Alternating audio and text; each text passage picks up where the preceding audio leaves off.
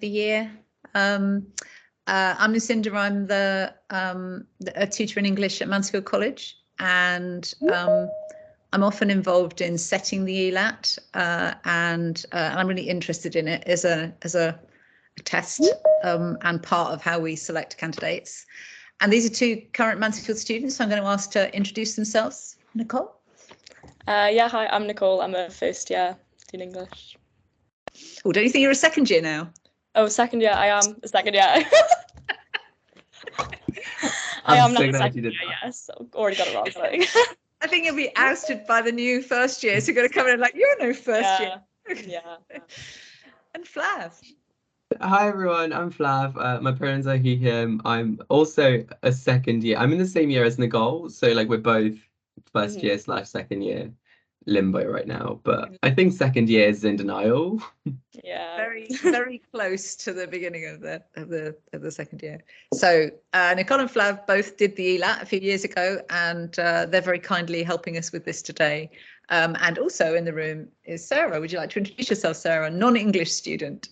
Yeah, I'm Sarah. I'm the Access Officer at Mansfield. So I kind of work with schools and I organise different events and things for admissions and kind of outreach.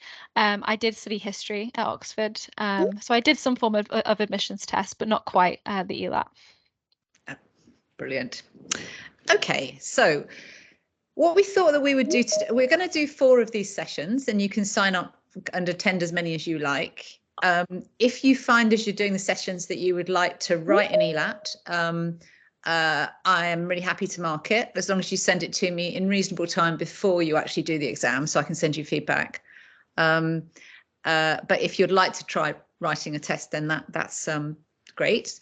The test, I kind of should say at the beginning that the test is going to look a bit different to the tests that we're going to look at in we're going to show you in a moment, because the test is online this year for the first time, and so it's really important. And we're going to return to this in the fourth of these sessions.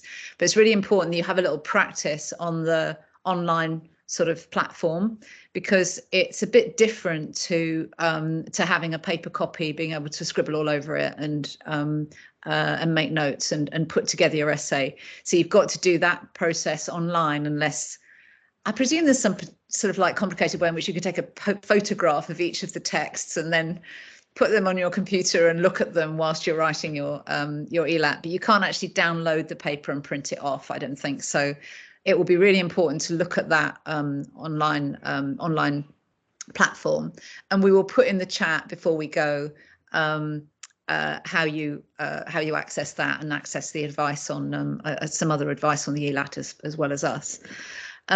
So in each of these sessions, we're going to do a different paper, past paper, and we're going to do something very slightly different in order to try sort of build each week, so sort of build your bravery a bit to practice.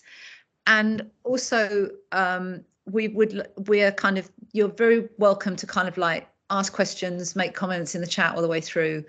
Particularly for this first one, I'm just going to really just chat with Flav and Nicole and give you a chance to just kind of take it in. But you're very welcome to chat away to us, and we will be picking that up, and Sarah will be watching that in the chat so we can deal with any questions. If we find there's things that you really want us to talk about that aren't the things that I plan to do for these 4 weeks, then we'll change what we do, because obviously this is supposed to respond to what you need. So do ask us if there's things that are worrying you about this. So the ELAT is 6 passages, and they are all set on the same theme. So the theme of the one we're going to do today is storm, and I hope you've all received the paper and been able to read the texts.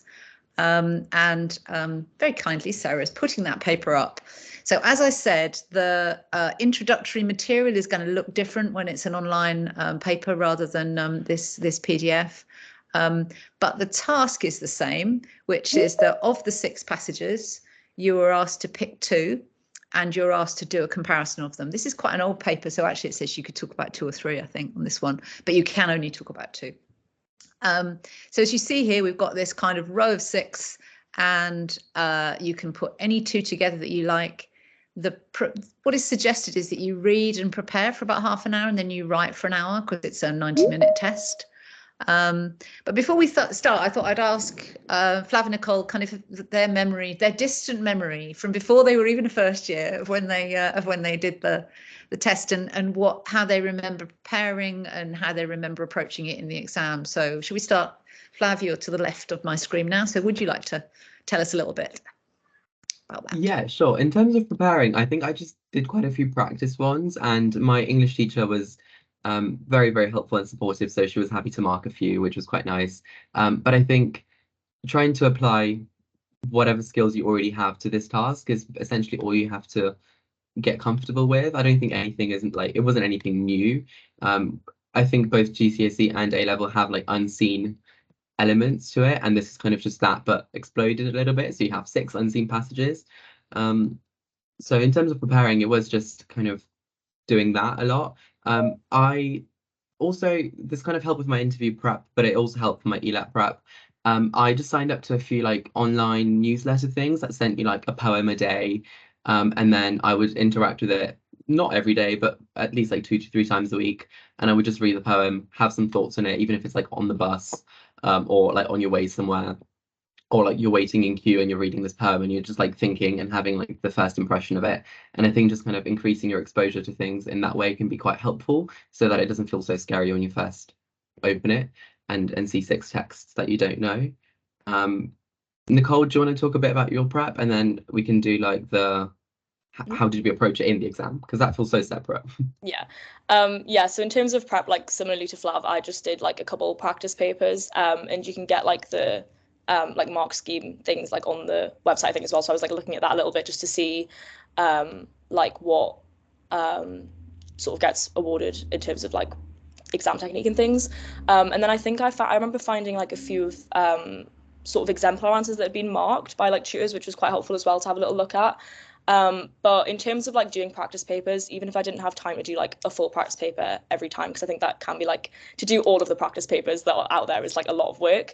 Even if you just do like the practice plans and just spend like half an hour like planning an answer and annotating all the extracts and planning what you'll do, that's still like really good practice. So yeah, that's pretty much like what I did to prepare.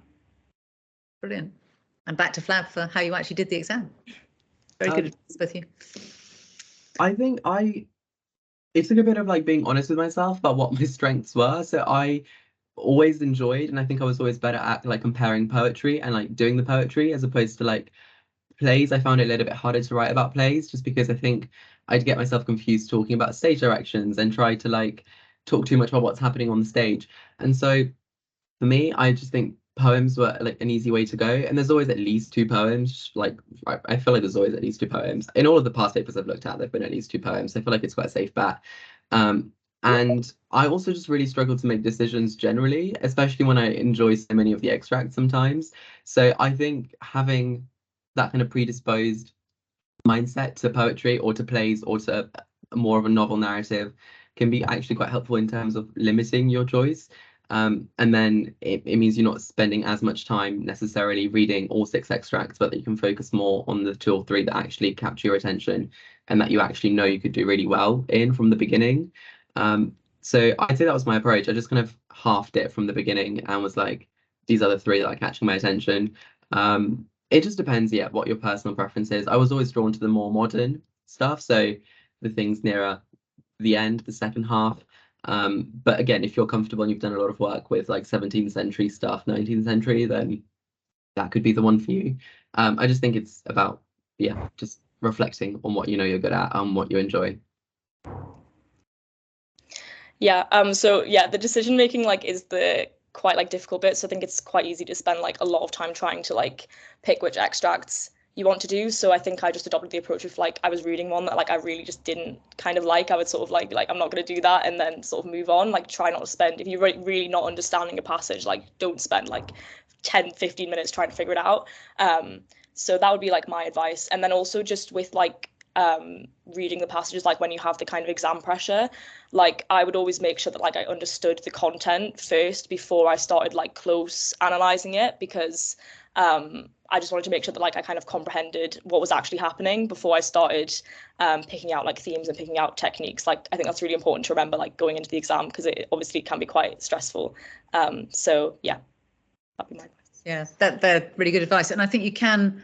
I think you're right, Flav. It's almost always the case that there are 2 poetry passages, but make sure that you feel happy to answer more than one thing, just in case. Who knows what they might do in a year where we've just talked about this. And as Flav says, the kind of the ones at the end are the more modern, because they put them chronologically on the paper. But absolutely what Nicole says as well. I think if you're kind of reading something and you feel as though it's a bit of a block for you and you don't feel you're getting much out of it, move on. Because there's no benefit to doing one passage over another. They all work as pairs, and we work really hard to make sure that they do. And they're kind of you don't get an advantage by doing an older passage because the language is more difficult or anything. We're trying to get your first impression, so please don't worry about that. Just choose the things that are your strengths. And I guess, yeah, I think it's really good advice to think about sort of I say this a lot in class with students. Think about what the plot of any passage is that you read, or any poem you read is. Because if you have some sense of there being a kind of development of the piece of writing, whatever it is, you'll have some hooks to kind of, or some coat hangers to put things on, because you will kind of be able to see some sort of development. And when you're trying to think about structure, that can sometimes really help you. So I thought what we would do is then go through each of the passages and just spend 5 or 6 minutes on each passage, and then go back and think about pairings. And I hope you guys have all had a chance to look at the paper, but if you haven't, you've now got the chance, as we look at each passage for 5 minutes, to kind of get some sense about what it's about, and then we'll move through. So I'm going to give you a choice. Who would like to do the John Donne passage, and say what they think it's about and what's going on and how it responds to the theme? You're both about to start 17th century, aren't you? I don't mind starting. Should we both do all of them? Does that alleviate some pressure? I'll do all of them if you prefer. Yeah. Okay. Well, Nicole can start on Nicole can start on Storm. Okay. Done. Yeah. Yeah. So I think with this, the main thing I kind of picked out was the sort of biblical kind of religious imagery, and then also especially the start as well, the 2 mighty kings, and there's a lot of this very kind of powerful imagery associated with the storm in comparison to sort of fragile ship and the people, which I think if you look at the very start of the passage, kind of focusing on 2 mighty kings and the big storm, and then the very end, it's talking about snapping 2 high stretched treble strings and tired sails. There's that kind of comparison with this sort of powerful unbreakable storm, and then the sort of really fragile ship. So that's the main thing that I picked out in terms of that imagery. And then also I think there's a lot of immediacy in this poem, and sort of the reader kind of being involved in a way. I think it's sooner than you read this line did the gale, and that sort of second person inclusion there sort of brings the reader into the sort of chaos of the storm and makes them feel quite close to it.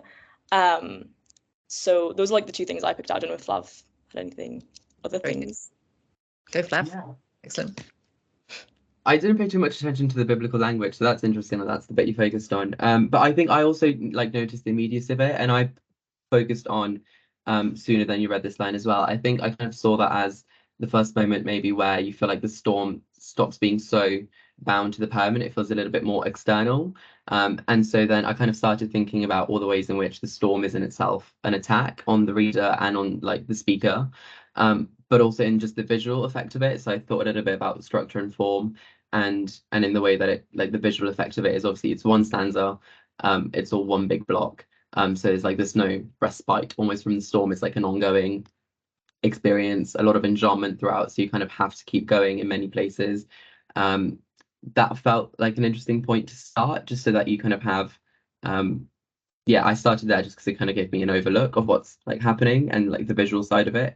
It obviously starts in media res as well. I think starting with then is really interesting, so I think that also adds the immediacy and you're almost kind of catching up before you even start. So that stood out to me. I was also thinking about the rhyme scheme as well. So obviously many places it's A, B, A, B, but then sometimes it slips. So you have blew and through, gale, assail, and then there are other places where that doesn't happen, like mast and waste is more of a half rhyme or not at all. And then you can potentially start thinking about how those rhyme schemes own themselves an attack on the reader when you're so used to having that kind of couplet pairing. So they stood out to me. And then my second kind of point, which is a bit more like content as opposed to structure and form, was just how androcentric and like masculine the poem actually was. It's John Donne, so expected, but I think the fact that it starts with kings and then goes to talk about sailors and then husbands further down, jealous husbands, and then men, and it's this very like elemental, natural experience. I think that was interesting to me, and I thought a lot about gender in the future ones, so that's one of the ways that I thought to pair. So I'm just giving signposting a tease, letting us know where you're going to go with this. Yeah. Brilliant. Yeah, that's really good. And so you each did slightly different things. So Nicole did this kind of like what's happening at the beginning, what's happening at the end. You both focused in on particular lines, picked out sort of some sort of formal things that were sort of holding it together. I suppose what I would add to those, and those are all great ways in. And I think that when you read something the first time and get your first impressions off it, what those kind of first impressions can often be a really good sort of platform to write from, because they're your little wormhole into the passage, and then you can do loads of things with that, and you can think, okay, I've got those. What am I going to find in the next passage? I suppose the other things I would say, thinking even more about just the kind of development of it from the beginning to the end, it sort of begins with this kind of crashing together of armies, a kind of storm like two armies, but beating together. So it begins with the sort of crash at the start of the storm, and it ends with the sort of giddiness of people crawling out from, kind of under the kind of down deep in the boat, and kind of being giddy and hardly knowing which way's up and wishing they were dead because they're seasick. So there's this kind of development as the storm kind of reaches its pinnacle and then it goes. And I was really interested that you both picked that fantastic line, kind of like, sooner than you can say this line. It's a wonderful moment when the poet is kind of like writing a poem here, hello, to kind of make us feel as though the kind of progress of the poem is quite stormy. And that is also picked up very nicely by that snapping like two high stretched treble strings, which kind of makes us think about the kind of musicality of it as well, and some of those things about rhyme and sound that Flav was saying, where the whole thing is under tension, and you've got that kind of, even if you're thinking about things like the mast and the sails and things, there's all those sort of strings holding them afloat, and they're popping, and so that tension, which kind of like bursts kind of towards the end, is kind of really interesting as well. And it's very good. I mean, so Nicole picked up the the reference. Looking at the footnotes is always good. And Nicole sort of went, Jonah, Old Testament. And so kind of thinking about if you've been given a footnote, thinking, kind of what does that contribute is really good as well, I think. So we've got loads there of starting points, including a really interesting one about gender and thinking about gender in the other one. So let's move on to poem 2. Do you want to start with this one, Flav? Do you want to go first this time? Or do you want to go second? Yeah, you have to go second. I'm happy to start. Yeah. I think the first thing that stood out, maybe because I had read them in order, is that this is a lot more removed, and that obviously we're getting the storm through kind of a filter, the filter of like art and painting. So I think I was initially thinking about how art, and particularly words, can kind of capture a visual effect of a painting, and the struggle that art maybe has to capture that. So maybe, again, sooner than you read this line can also be interpreted in that way, I guess, in terms of the poem kind of struggles to actually convey that experience. And I think that's what comes through a lot in this. I was quite interested by the colour imagery and by the golden enlightenment imagery of it as well. So you have things like sunset on Atlantic, burns like gold, burning clouds, lamp like fire, the gold of this, like the sun. And I think I was interested by the combination of those elements, because obviously it's describing a storm and yet we're like resorting to fire and light as opposed to like the dark underwaters, whatever. So I thought that was interesting in terms of confusing the senses a little bit, both visually and in terms of what you might expect. But then also thinking of it, I think from that kind of biblical perspective, it feels very apocalyptic when you read it. And then it depends how much you know about it, but obviously the slave ship, it does mention that it is the slave ship. So I think you can also link that to the historical context of it and have that with it. There was one other thing. Yeah, I think it stood out because it's so what was it? There was something that I really liked about it in like towards the end. Yes, it was the purple and blue, the lurid shadows of the hollow, thin mass written upon the sky in lines of blood. I think it's interesting that the imagery of blood came back again. So early on it mentioned something, yeah, bathed like blood. So that's simile, and then the blood at the end stood out to me, in particularly in kind of relation to slavery. So although slavery is very much an undertext, I think the idea of like wetness and like moisture and this element is really interesting to me. And I was thinking about all the ways that pain is kind of expressed in those ways. So obviously like tears, but also the storm, the sea below, which is what holds them up, and then the pain of bleeding and linking that to slavery. So that's what was happening in my mind. Great. Yeah. Yeah, so I was like similarly kind of like looking at how there's that sort of like removal with it being sort of like a painting, but then also like the second layer of that it's a like piece of prose describing that painting, so it is like very removed. So I was thinking about that, and then I guess alongside the light imagery, I think it's quite interesting that I guess you could read the light imagery almost as maybe a comment on how the painting is sort of like revealing those sort of horrors of slavery, if you wanted to kind of like tie it to that historical context. But at the same time, it's almost the light is what is being focused on and not the actual people. So there's that kind of contrast there. And I think there is something about Ruskin sort of standing back and looking at this kind of like almost beautiful but terrible paintings, a sort of sense of the sublime in that, and that there's this sort of beauty in destruction when you're looking at it kind of from a distance and you're removed from the actual individual's suffering. So I thought that was quite interesting. And then I also did like the sky and lines of blood, and I was sort of thinking about how that might kind of be sort of nature responding to the sort of brutality of like humans and slavery and things and like human destruction. So yeah. Really good. Yeah, brilliant. Thank you. Yeah, and I think there's something interesting there about when we might think about that structurally, that it seems to, particularly in something you just said, Nicole, about this, there's something about kind of presenting this as sublime and kind of glorious, and yet what it's presenting, we're told it at the beginning, but then it's kind of ignored. So we don't see, we don't have a focus on the bodies of slaves who have been thrown overboard to drown. So there's this kind of horrifying, kind of what is described as a guilty ship, but it doesn't say the guilty people. So there's this kind of odd way of somehow presenting as this kind of glorious piece of art, something which is sort of murder, and somehow, I mean, I don't even quite want to use the word casual, because that's a kind of horrifying way of talking about it. But to say things like the near sea is encumbered with corpses makes it almost seem as though the sea has a problem. So it's like it's kind of working. Both of you have sort of said this. It's kind of by using art, it's kind of working around the fact that it's representing something in a sort of glorious form, which is actually disgusting.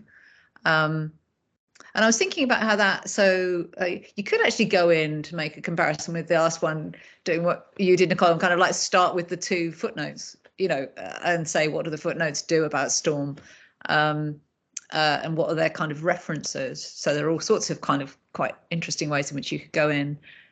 Both, just very pragmatically, both are about the sea, both are about a storm on the sea. Not all the passages are. So if you were going to kind of try to make a link with art with the one before, what would you kind of pull out about art in the John Donne one, do you think? Is there anything that would immediately come to mind? Can we scroll back up to it, please?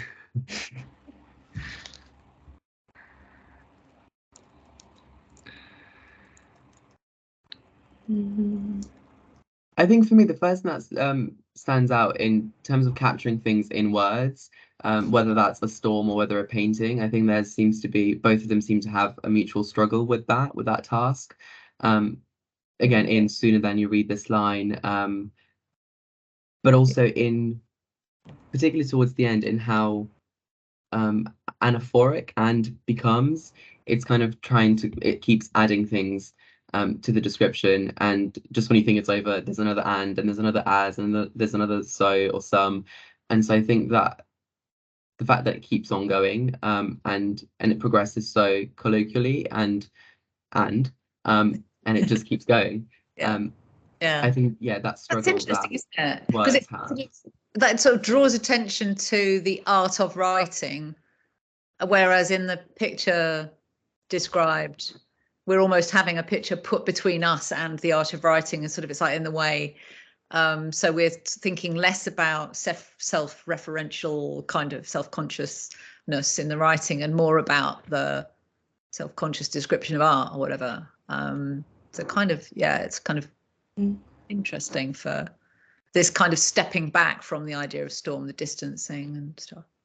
Sorry, I interrupted. Were you going to say something then, Nicole, or you?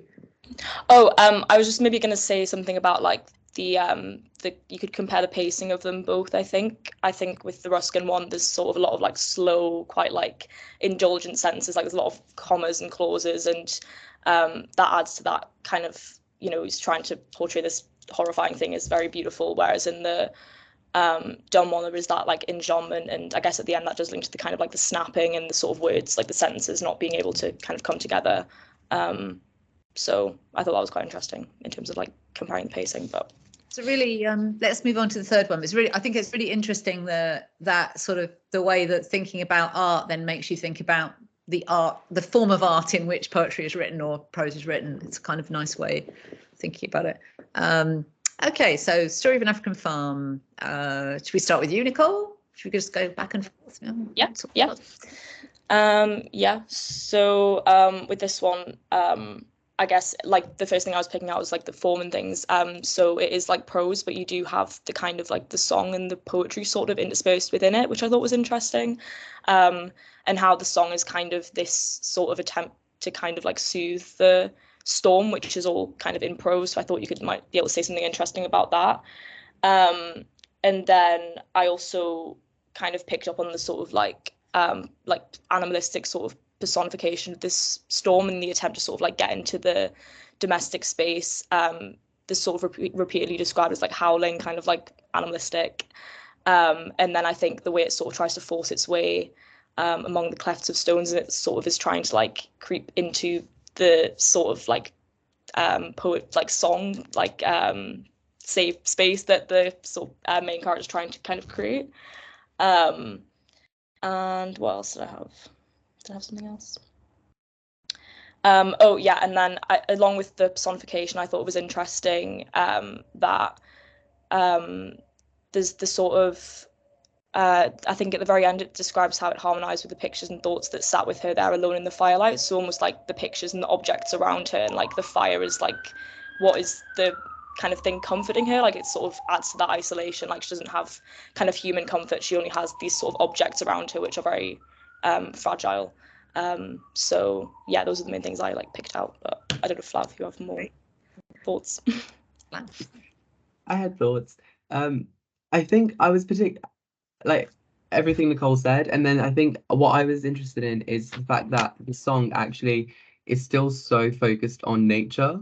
I think that was quite ironic to me, just because obviously she is using song as a way to bring herself comfort and to stop thinking about the storm outside, and yet that song happens to start by the river, and there's willows and there's the morning water, so obviously those elements are still the same, and it's very much still this pastoral rustic setting.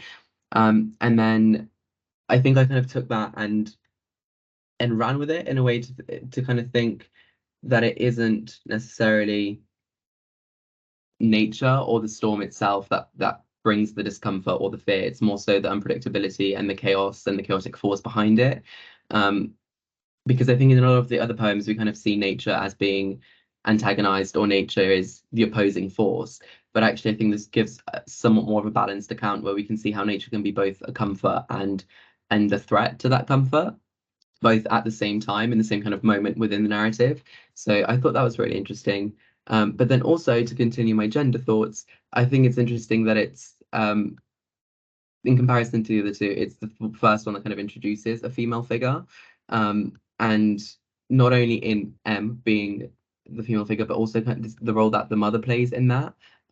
So the fact that it's a childish song that she had often heard her mother sing along to.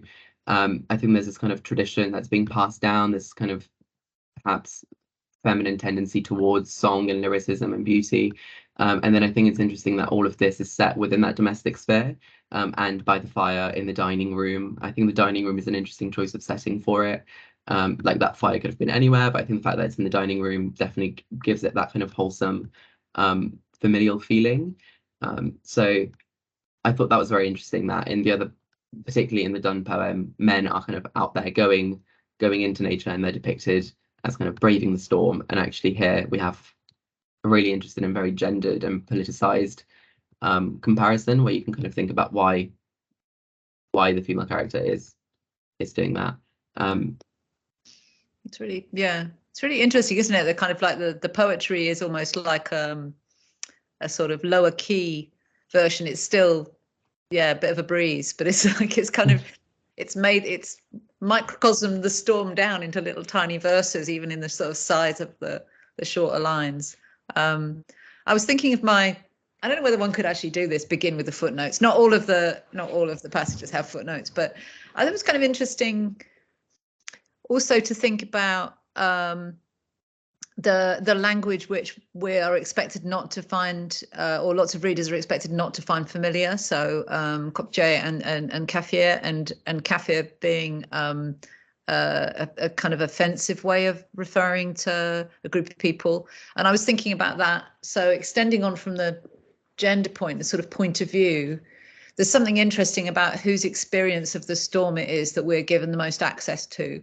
And we have that kind of very high art, sort of almost academic male speaker in the last one, and the kind of objectified people who are destroyed by the storm in the picture.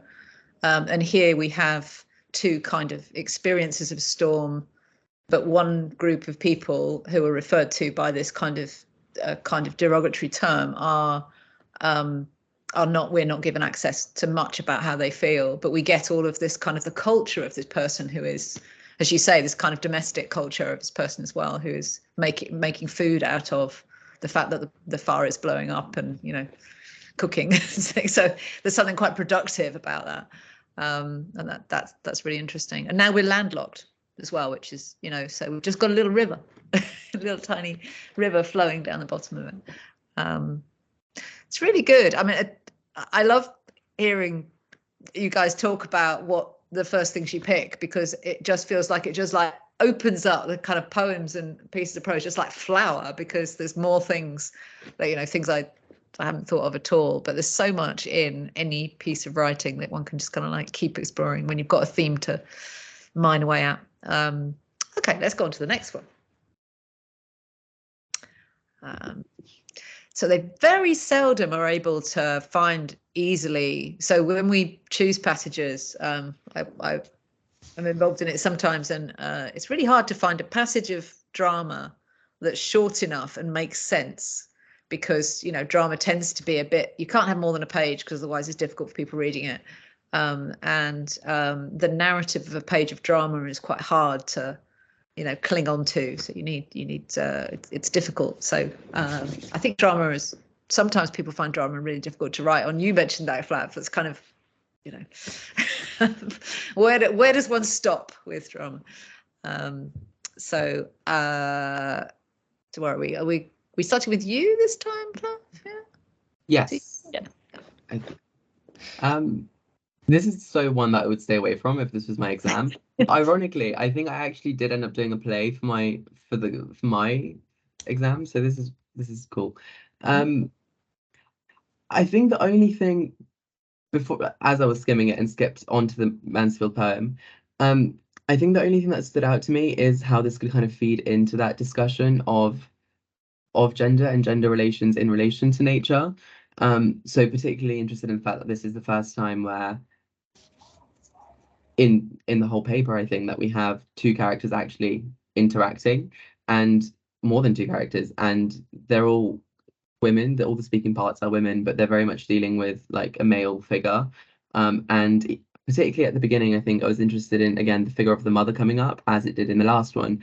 But this time to kind of think about how mothers would react to this news, or to men at sea, to young men floating around in the sea. And I think it's interesting that that's where their power seems to come from. So in the line, there does be a power of young men floating around in the sea. And what would they know if it was Michael they had, or another man like him, like that bit. I think interesting that, yeah, men seem to draw that their power from that natural landscape, and from being able to withstand all of these natural aggressions against them. And then women seem to very much draw their power from looking after the men that have then faced all of that aggression. So it's very much like a second-hand form of agency. But it's also the only passage so far that we've looked at that doesn't actually actively give us the storm, and we only kind of see we see the consequences of a storm more so than it actually unfolding or even described.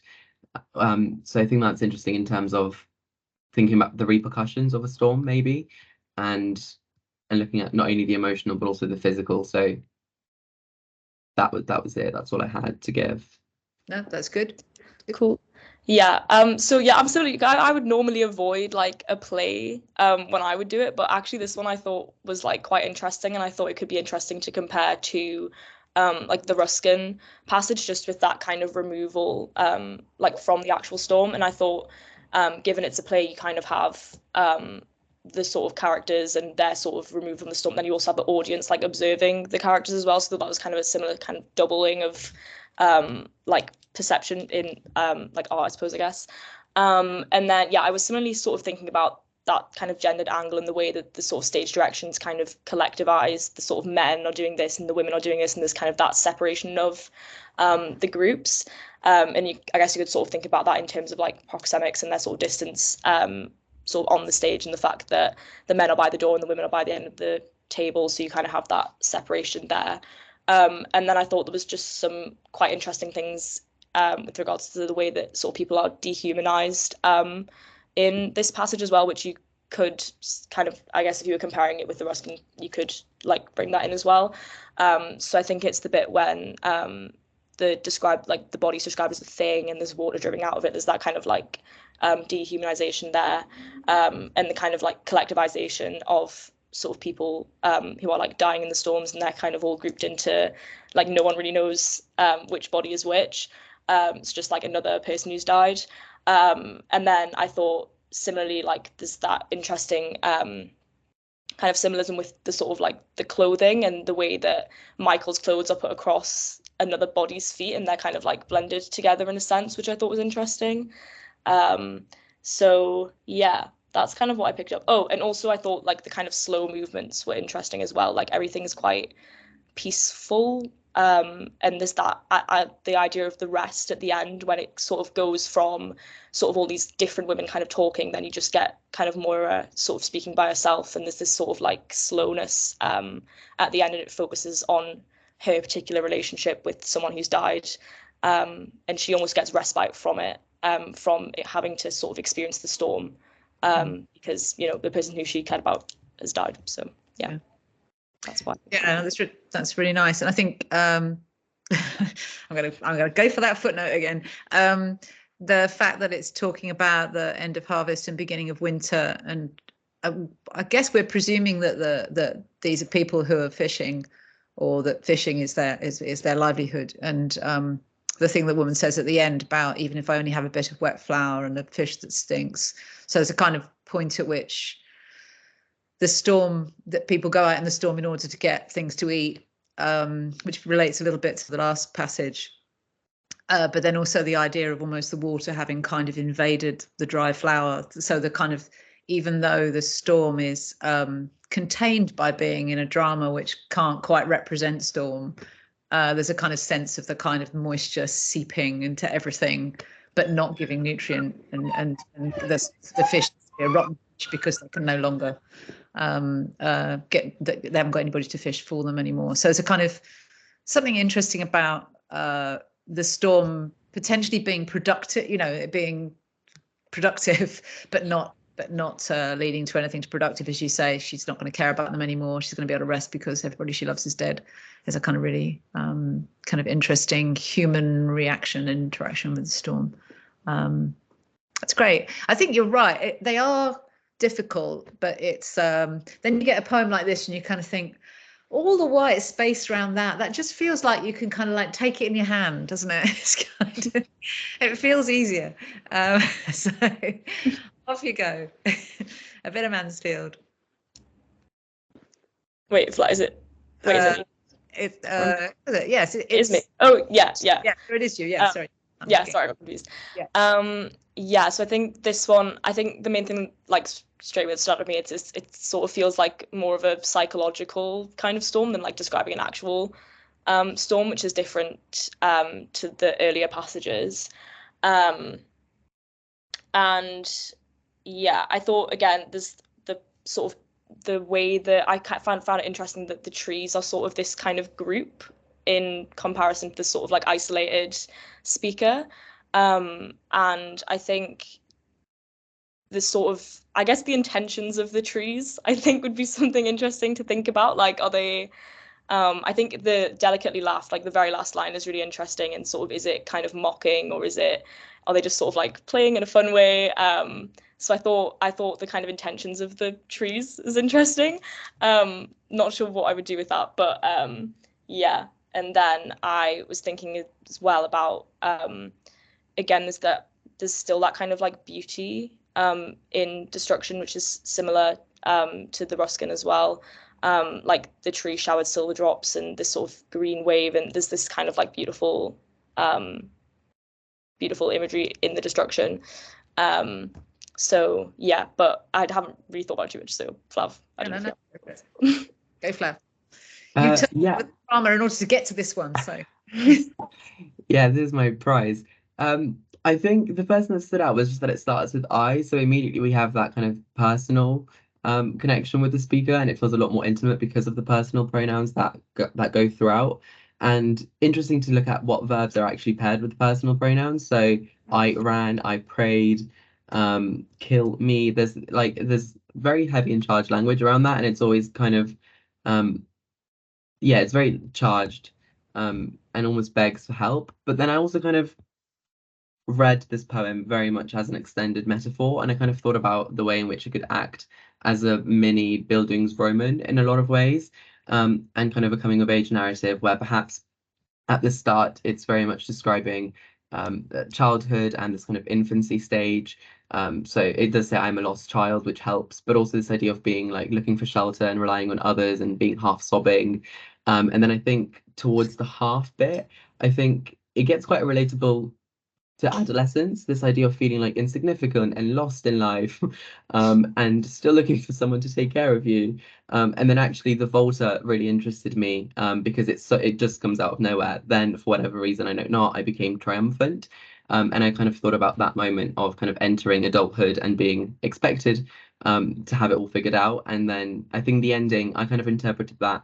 Interesting that Nicole interpreted it as kind of a mocking potential, but I think I kind of saw that as kind of being enveloped by nature, but then also this kind of reflection on that youthful sense of naivety, knowing what you know in childhood, and knowing what you know in adulthood, to kind of reflect back on this younger period of life where you thought everything mattered. And I just thought that could be an interesting way to approach it, particularly through kind of a modern context of like mental health.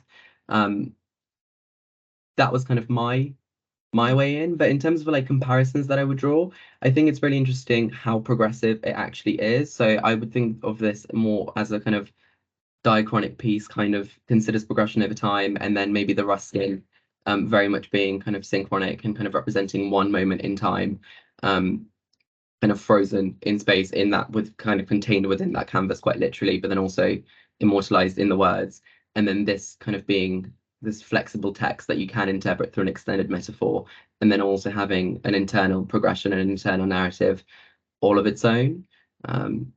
So yeah, that's really interesting, and it kind of also slightly prefigures the last one that we're going to look at. I think it was, I mean, I think it would be very interesting to compare it with the Ruskin, because there's also that kind of contained, you know, the storm just sort of like, insofar as we think of the structure of the storm, sort of literally, it just like stops, and it's like it's play, and that feels, I mean, you know, potentially kind of, there's some kind of cruelty or teasing there, but also almost like it's a performance as well. It's a kind of, you know, because even early on, I put my arms around a tree and pillowed my head. And I think, oh, so, well, that's not that dangerous then. You're kind of like, so there's a kind of way in which it's quite melodramatic, which I quite like the idea of that, with kind of like adolescence, kind of, you know, kind of like it's a storm in a teacup. But yeah, so something that's very interesting, that it gets that kind of personal thing, and also the insofar as we think if the gender is following the author or not, but that is also kind of interesting. Good. And the last one, I love this one so much. Begin, Flav. I love it too. This is actually a funky appearance, because both Nicole and I read Giovanni's Room around the same time over the summer. So great that this appears. This passage was chosen by Michelle, a tutor at Mansfield. So I asked her to choose me some passages. I was quite involved in this paper, and I asked her to give me some passages on storm. I think she gave me 2, and I think they went, there's usually 2 papers, because there's an overseas paper, you know, kind of a different time zone, or has been. I think she chose 2, and they both got in, but this was one of them. So yeah, so it's a very Mansfield text. Go. Sorry. It has Michelle written all over it. Very much following on from the kind of psychological storm, I think, but I was interested in how it moves away from nature at all, and kind of the fear isn't external at all anymore. There's this internal fear, and it feels like the engine of the dread is much more internalized and emotional. So obviously it's about love and a first meeting. This is where I would struggle to read this in that way if I didn't know that it was about kind of homosexual love. So I think it's interesting if you don't know that the speaker, is male, but I'm sure it could lend itself to interpretation even in that way. But yeah, there's just this idea that I think love as a storm, I mean, has been a very kind of overused metaphor, but I think we kind of get it here. And then just thinking in all the ways that it kind of permeates the text. So in Macbeth's witches, I think there's a nice little channel there to think about how they also appeared in thunder and storm, and to think about this idea of bursting. So at the start, it's kind of the excitement burst in me like a storm. So the storm is only ever introduced as a simile, as kind of something that overwhelms. But then the more you get into it, it kind of appears that what is overwhelming is just the senses, and it isn't even compared to a storm anymore. By the end, it's in the paragraph, it's his speech will nearly burst my ears. So this direct kind of parallel and comparison between a storm and his speech, and the glare of the grey morning kind of still being associated with Giovanni, and all of the things that we might associate with the storm actually being associated with the person, I thought was really interesting. But then also having the kind of halo at the end is, I was surprised when I first read it, and I think it would feed into that kind of biblical imagery if you wanted to follow that line. And God is mentioned, which does help. So yeah, this idea of light again, but being a gloomy tunnel that is trapped around his head. I think that was a really interesting way of describing it. There does seem to be a footnote, but I'll leave that to Lucinda's attention. So they were my initial thoughts. I don't know whether there was anything else to mention, but maybe worth saying something about the kind of proleptic nostalgia. This is like the fact that it starts with "that was how I met Giovanni," and then it does kind of tell you that he will soon be rotting in an unhallowed ground near Paris. So I think you can almost associate that with the kind of impending dread of a storm, and it's kind of like this is the calm before the storm, if you want to analyze it in that way, because it's the love, it's the fun bit of their relationship before it all starts going wrong, and you are told in this very passage that it will go wrong.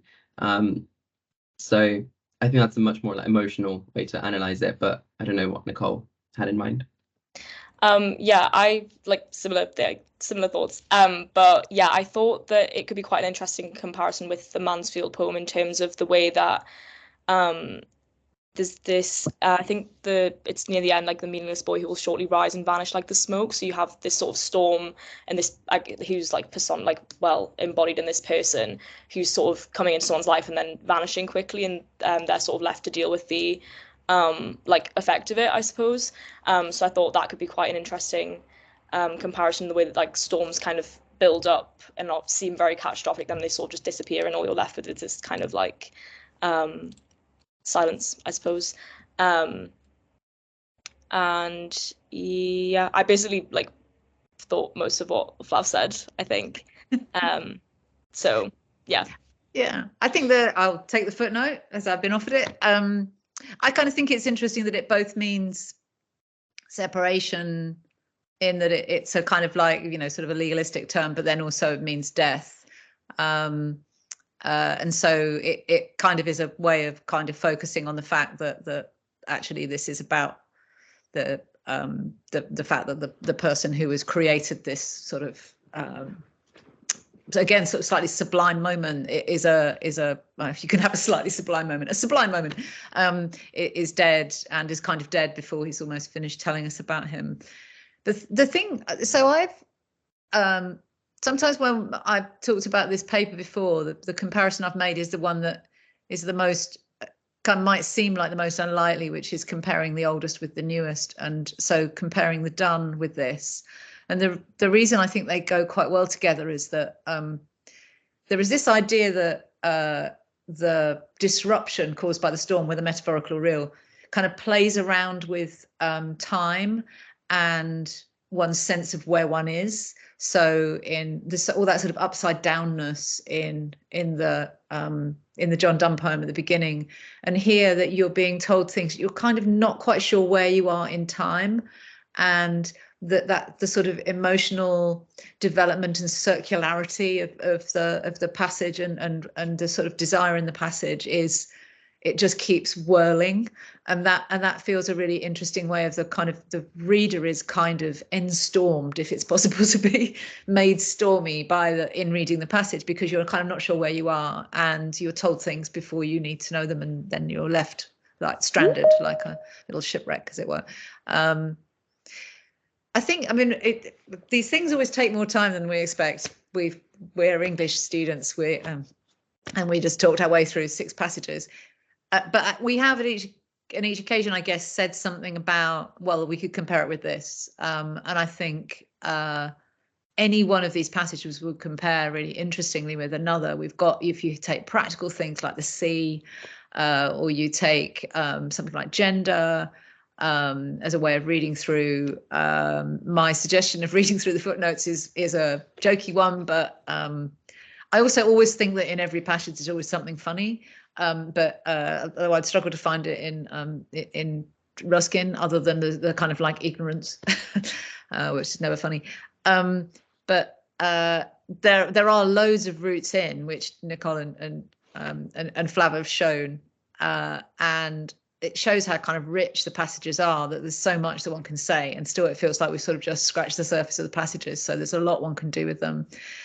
I suppose what this session, I'd like you guys to think, all of you who are in the room who we can't see, hello, could you think to yourself which 2 you would like to put together, and maybe put in the chat 2 I'd put together, or 2 I'd definitely not put together, as I kind of little sort of final foray. And before we stop, and I'm determined not to be late on this occasion at finishing a session, because I'm always overrun, and I always overrun tutorials, so like this. So I'm sorry to slightly take over the end of this session when I was really interested in listening to you guys. Next week, we're going to do one of the ELATs on parting. And what I wanted you to think about is we're just going to choose two. I'll choose it with the people who are going to be with me in the session. And I'd like you, as you just go about your business over this week, to think, can you think of moments in writing that you've read, in literature that you've read, that are about parting, and how parting is kind of represented, and how one might contrast different ways of talking about parting? So I want you to kind of get literary partings into your head. One of the things that we don't expect from the ELAT is that you will reference other texts. The whole idea of the ELAT is that these should be new, you wouldn't know them, and you can respond to them fresh and just try them for the first time, just with this, like, half an hour to read them. But you can bring your literary experience of reading about that similar thing. So I'd like you to kind of think about those. And if you come next week, which I hope you will, then we will do one on parting, which we'll send you the paper for soon. We will pick two, and then we will see where we get with that and what partings you bring, at which we will probably be parting. Nicole and Flav, thank you so much. You're brilliant. Obviously, guys, everybody who's listening, Nicole and Flav are very clever students who've been doing their course for over a year, and so they know all about this, and they can do this standing on their heads.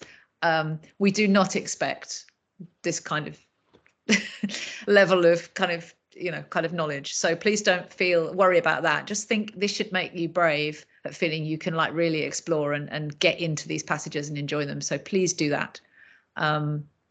Thank you so much. Do you have any closing words? Oh, we were going to put in the chat the site to look at. Did you want me to quickly share my screen of the site just so people can see what it is? Yeah. So this is just on the Oxford website, and it just explains what the ELAT is.